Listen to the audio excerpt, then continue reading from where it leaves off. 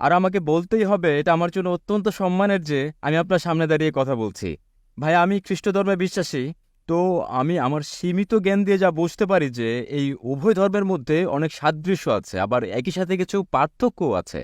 যেমন ইসলামে যীশু খ্রিস্টকে আমরা সেই একই ধরনের সম্মান দিই না, যেরকম তিনি একজন সাধারণ নবী হিসেবে গণ্য হয়ে থাকেন। এটা আমার সীমিত উপলব্ধি।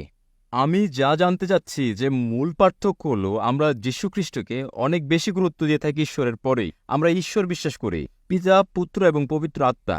আমরা যিশুকে বিশ্বাস করি এবং তাকে অন্যান্য নবীদের চেয়ে অনেক বেশি গুরুত্ব দিই। আর আমরা সেই পবিত্র আত্মাকেও গুরুত্ব দিই।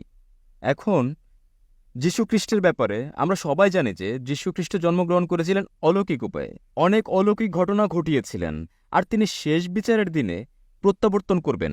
তাহলে কেন ইসলামে তাকে সেই সমমাত্রা গুরুত্ব দেওয়া হলো না, আর সেই পবিত্র আত্মাকে কেন গুরুত্ব দেওয়া হলো না? ভাই সাহেবের প্রশ্ন হচ্ছে যে ইসলাম এবং খ্রিস্টান ধর্মে অনেক সাদৃশ্য রয়েছে, কিন্তু মতানৈক্য রয়েছে।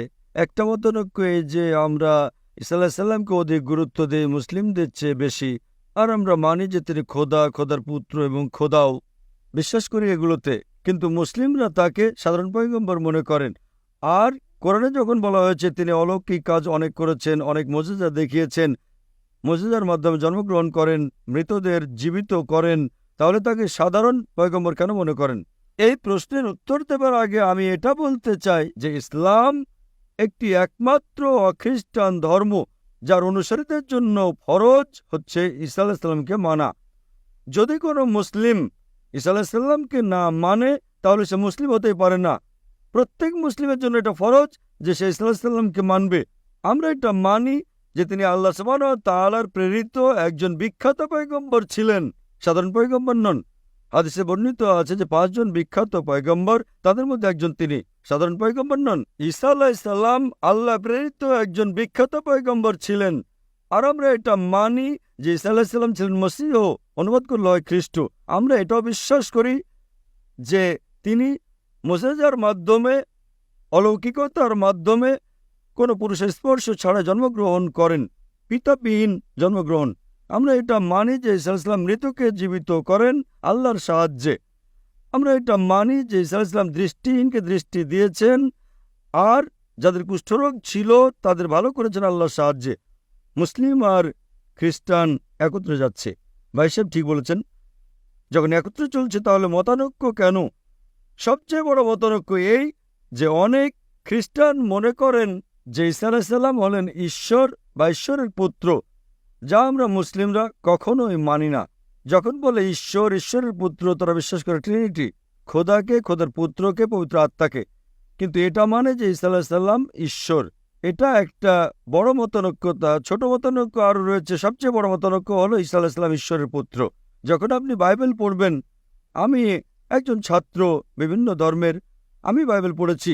বাইবেলের মধ্যে একটিও বাক্য নেই যাতে স্পষ্টভাবে, নির্দ্বিধায়, নিঃসন্দেহে লেখা হয়েছে যেখানে ঈসা আলাইহিস সালাম নিজে বলেছেন যে আমি ঈশ্বর বা তোমরা আমার উপাসনা করো।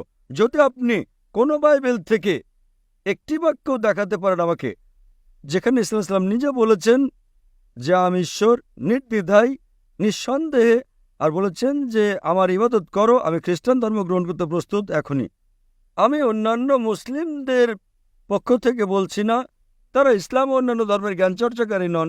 আমি নিজেকে নিজের মাথাটাকে কোরবানি করতে প্রস্তুত যদি আপনি কোনো বাইবেল থেকে একটিও বাক্য আমাকে দেখাতে পারেন বিনা দ্বিধায়, বিনা সন্দেহে, যাতে ঈসা আলাইহিস সালাম নিজে বলেছেন যে আমি ঈশ্বর বা তোমরা আমার উপাসনা করো, আমি আজই খ্রিস্টান হতে প্রস্তুত।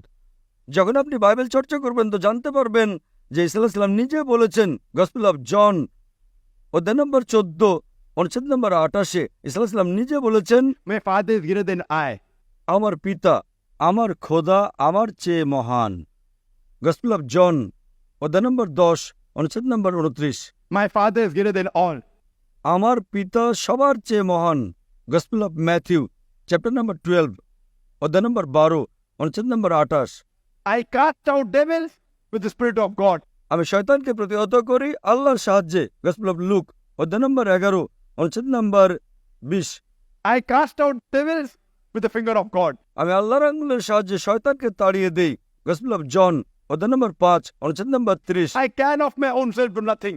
As I hear, I judge, and my judgment is just. For I seek not my will, but the will of my Father. I can of my own self do nothing. আমি নিজের থেকে কিছুই করতে পারি না। As I hear, I judge. যেভাবে আমি শুনি সেভাবে আমি বিচার করি। As I hear, I judge, and my judgment is just. For I seek not my will, but the will of my Father. কেননা আমি নিজের থেকে কিছুই বলি না, যা খোদার ইচ্ছা তাই করি। যদি কোনো মানুষ এ কথা বলে যে খোদার যা ইচ্ছা তাই আমি করি, তাকে আরবিতে বলা হয় মুসলিম। ঈসা আলাইহিস সালাম ছিলেন মুসলিম। তিনি কোথাও বলেননি যে তিনি খ্রিস্টান ছিলেন। আপনি পুরো বাইবেলে, কোনো খ্রিস্টান ধর্মের বাইবেলে নেই। সমগ্র বাইবেল আপনি খুঁজে দেখেন, Word Christianity is not there in the Bible. এই শব্দ খ্রিস্টান বাইবেলে পাবেন না। এটা উপাধি দেওয়া হয় ঈসা আলাইহিস সালামের অনুসারীদেরকে খ্রিস্টান উপাধি। আপনি এরপর পড়েন, লেখা আছে গসপেল অফ জন অধ্যায় নম্বর 14 অনুচ্ছেদ নম্বর 24। যে কথা তোমরা শোনো তা আমার নয়, বরং আমার পিতার যিনি আমাকে পাঠিয়েছেন। তোমরা যে কথা শোনো, ঈসা আলাইহিস সালাম বলেন, তা আমার নয়, তা খোদার। গসপেল অফ জন অধ্যায় নম্বর 17 অনুচ্ছেদ নম্বর 3। This is life eternal, so that you may know there is one God, and Jesus Christ whom thou hast sent. এটা জানো যে এই জীবন অনন্ত, আর তোমরা জেনে রাখো খোদা এক, এবং ঈসা আলাইহিস সালামকে সেই খোদা পাঠিয়েছেন। আরো পরিষ্কার করে লেখা হয়েছে বুক অফ অ্যাক্টস অধ্যায় নম্বর 2 অনুচ্ছেদ নম্বর 22। Ye men of Israel, listen to this. Jesus of Nazareth, a man approved of God amongst you by wonders and miracles which God did by men, you are witness to it. হে ইসরায়েলীগণ, শোনো, Jesus of Nazareth, নাজারেত শহরের যিশু, a man approved of God একজন মানুষ যাকে ঈশ্বর মনোনীত করেন তোমাদের মধ্য হতে, amongst you by wonders and miracles, আর তার দ্বারা অলৌকিকতা দেখান, মুজিজা দেখান, wonders and miracles which God did by. এবং খোদা তার মাধ্যমে করেন। তো এটা পরিষ্কার বাইবেল বলছে যে ঈসা আলাইহিস সালাম একজন মানুষ ছিলেন, সাধারণ নন, ছিলেন পয়গম্বর, কিন্তু খোদা ছিলেন না। আর যতই অলৌকিকতা মুজিজা করেছেন তা খোদা তার মাধ্যমে করেছেন। এখন বোঝা গেল যে এটা খ্রিস্টানদের একটা ভুল ধারণা যে তাদের যাজক, তাদের পাদ্রী তাদেরকে বলেন যে ঈসা আলাইহিস সালাম হলেন খোদা। বাইবেলে একটা অনুচ্ছেদও নেই যেখানে বলা হয়েছে বিনা দ্বিধায়, বিনা সন্দেহে ঈসা আলাইহিস সালাম নিজে বলেন যে আমি ঈশ্বর। যখন ঈসা আলাইহিস সালাম বলেননি, তো আপনারা কেন বলতে চান? এজন্য আমরা মুসলিমরা ঈসা আলাইহিস সালামকে অধিক শ্রদ্ধা করি। যদি আপনি ঈসা আলাইহিস সালামের আদেশ না মানেন, তো আমার মতে আপনি ঈসা আলাইহিস সালামকে শ্রদ্ধা করেন না। তাহলে একথা বলা যে খ্রিস্টানরা ঈসা আলাইহিস সালামকে অধিক শ্রদ্ধা করে, একেবারে ভুল। আমরা মুসলিমরা ঈসা আলাইহিস সালামকে শ্রদ্ধা করি বেশি। যদি আপনারা যাচাই করেন, ঈসা আলাইহিস সালামের খাতনা হয়েছে। খ্রিস্টানরা কি খাতনা করে? মুসলিমরা খাতনা করে। ঈসা আলাইহিস সালাম, আপনারা দেখবেন বাইবেলে লেখা হয়েছে যে বাইবেলের সকল বিষয় আপনাদের অনুসরণ করা উচিত। লেখা হয়েছে বাইবেলে বুক অব লেভিটিকাস অধ্যায় নম্বর 11 অনুচ্ছেদ 7 ও 8 যে তোমরা শূকরের মাংস খেও না, খিঞ্জিরের মাংস খেও না। বুক অব ডিউটেরোনমি অধ্যায় নম্বর 14 অনুচ্ছেদ নম্বর 8, বুক অব আইজায়া অধ্যায় নম্বর 16 অনুচ্ছেদ নম্বর 2 থেকে 5, আমরা শূকরের মাংস খাই না, আপনারা খান। পর্দার ব্যাপারে লেখা হয়েছে বাইবেলে ফার্স্ট তিমথি অধ্যায় নম্বর 2 অনুচ্ছেদ নম্বর 9, ফার্স্ট বুক অব করিন্থিয়ান্স অধ্যায় নম্বর 11 অনুচ্ছেদ নম্বর 5 ও 6, আমরা পর্দা করি, আপনারা করেন না। তো এই জন্য খ্রিস্টান মানে যদি এই হয় যে ঈসা আলাইহিস সালামের আদেশ মানা, তাহলে আমরা মুসলিমরা খ্রিস্টানদের চেয়ে বড় খ্রিস্টান। যদি খ্রিস্টানদের স্বীকৃতি এটা হয় যে ঈসা আলাইহিস সালামকে খোদা মানা, তাহলে আমরা খ্রিস্টান নই। কিন্তু খ্রিস্টানের মানে যদি হয় ঈসা আলাইহিস সালামের আদেশ মানা, তাহলে আমরা মুসলিমরা খ্রিস্টানদের চেয়ে বেশি খ্রিস্টান। আমি আপনাদের দাওয়াত দিচ্ছি যে আপনারা আরো ভালো খ্রিস্টান হন, আর ইসলামকে গ্রহণ করুন এবং ঈসা আলাইহিস সালামকে আরো সম্মান করুন। আশা করি উত্তরটা পেয়েছেন।